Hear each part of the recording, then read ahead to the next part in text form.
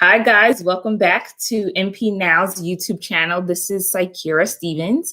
I am a family nurse practitioner, and I come on every Sunday to discuss everything MP. I came on this week. I'm going to be on twice today because I want to thank one of my YouTube followers, Stephanie, who told me that this episode that I recorded about 2 weeks ago was on mute. I got a new computer. I didn't even think to recheck it. It was Easter Sunday. I recorded it really quick and ran out the house because we had stuff to go to, and totally didn't even dawn on me that I needed to recheck the video because I'm just so used to having my other computer. So thank you, Stephanie, for letting me know about my video being on mute. I talked to myself for 16 minutes. But that video was so important, and I need to re-record that video, and that's this video right here.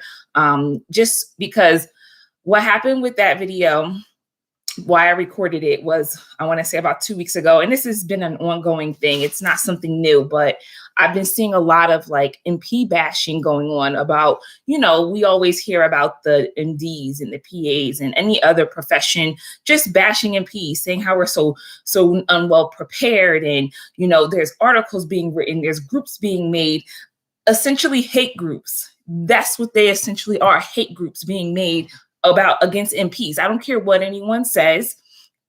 There's some truth to everything. I do get that, granted, but they're hate groups, just like any other hate group that there is in this world. If you are there to basically try and make someone else look bad so that you can look better, that's a hate group. And that's really unacceptable. And it just goes to show about your character, especially if you're manning this and you're backing this 100%, going on the news, writing articles, saying this and that. What are you scared about? Like, what are you so scared of? Us? I mean, only a really insecure person would really truly be scared of anybody. I mean, that shows to your insecurity. But, I just was tired of it. And I know not a lot of nurses, I hear sometimes they're saying, oh, I don't really want to be an MP because of what someone else said, or because of this and because of that. And I feel like a part of that bashing is discouraging us from getting really good people in our profession who would otherwise be road change agents. And I think that's really messed up, and it will just eventually hurt our profession. And I just think that we can do better, and we will get stronger if we all come as one. That it was the number one reason why I even started this. I repurposed my business from working and consulting with big corporations to just focusing on us as nurse practitioners, because I feel like we can do so much better, and we need each other in order to get that, in order for us to level up, honestly. And I think that this is one of my ways to contribute to that, because I really am very grateful, and I'm very happy to be an MP. I can't tell you how many times people have told me, oh, Dr. So-and-so. No, I'm a nurse practitioner, and I'm so proud to be a nurse practitioner. And I will never, ever tell somebody that I'm anything other than, because I don't care if I ever get a DNP up behind my name or not, or a PhD or not, I'm still going to be a nurse practitioner at the end of the day, because I want them to get that, have that perception, that good perception of us as MPs. And also, I don't want to lie. Like, I'm a nurse practitioner, and I'm proud of that. So enough about that. Again, like I said, I come on live every Sunday just to drop a few gems, a few pearls, give a little information, talk about what's going on in the world. I really cater to nurse practitioners who are either thinking about going to NP school, who are about to graduate NP school, or they have been in NP for less than a year.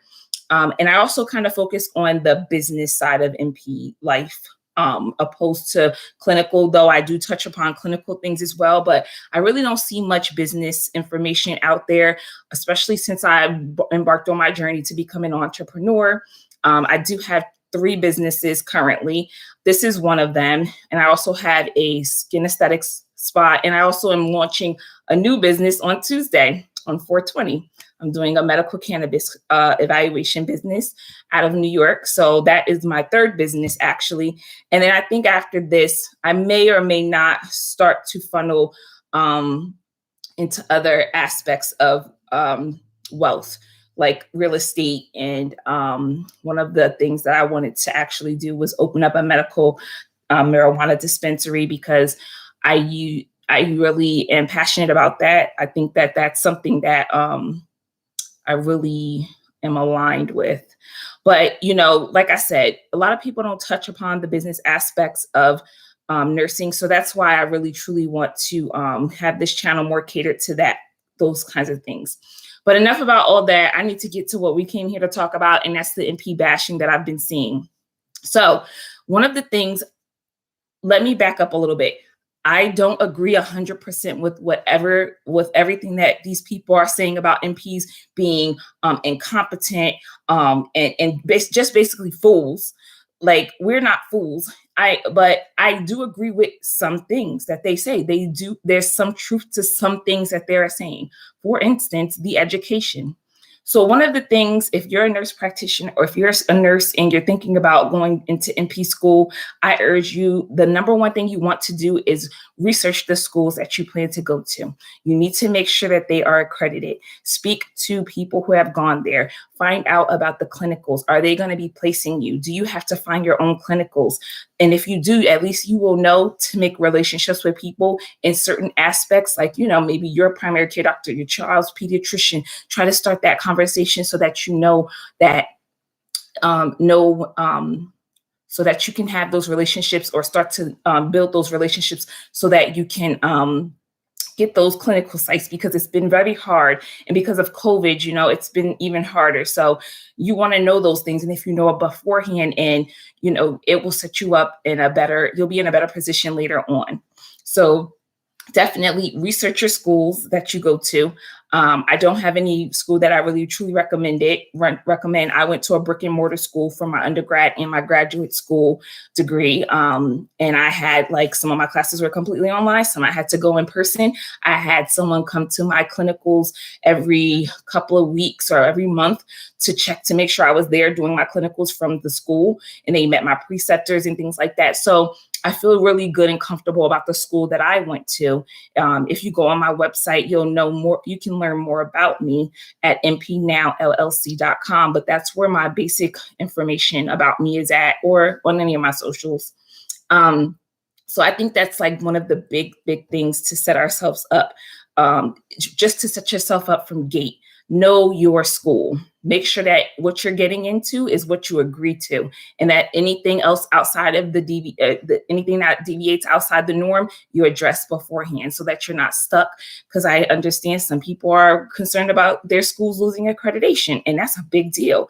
When you go to take your certification test and go for a job, I believe, even to apply for your license, I want to say that they ask you about, did you go to an accredited school? So you need to make sure that you have that information, or everything that you do will be a waste of time.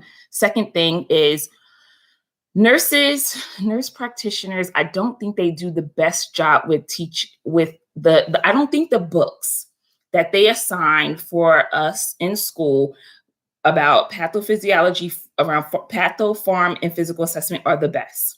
I'm going to be honest with you. This may be double work for you, but one of the things that I found very helpful was the medical schools. There's a medical school in this state, a couple of medical schools.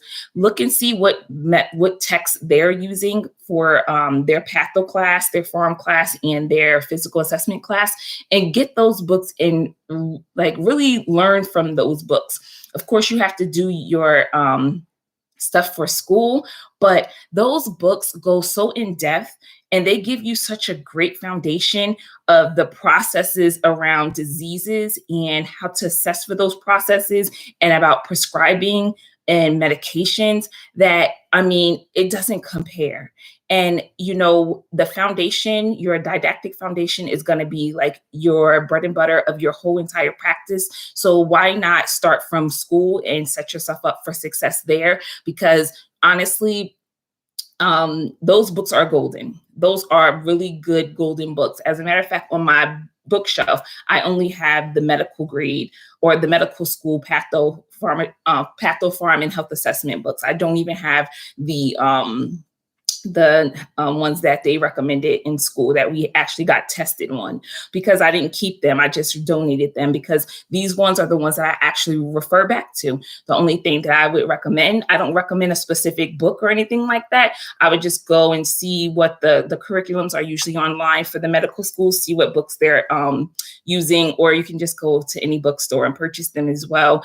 I don't recommend any specific book as long as it's up to date, meaning the latest edition and not something from 1980s or something crazy. One of the other things, my third tip would be, as far as preceptors, make sure your preceptors are your allies, your mentors, and you keep them and hang on to them for lifelong as much as you possibly can. Not only does the relationship start probably prior to you going into NP school, it can extend the whole entire time of your career. I can't tell you how many times I've contacted my women's health nurse practitioner preceptor that I had back in 2014 for a patient, because I don't deal with OBs that often. So I'm like, oh my gosh, I had a patient come into the urgent care the other day. They wanted me to give her a vaccine, the Tdap. And I'm like, wait, I got the Tdap when after birth. So why are we giving it while she is pregnant? It is actually indicated prior to birth. It's safe in pregnancy, but I was just freaking out, and I don't usually deal with pregnant patients. So that's why I was like, I text her like, can you help me? Is this okay? And I even contacted my collaborative, and he was like, it's fine. She said it's fine. So I said, all right. They all said it's fine, because do let me tell you, I don't know everything.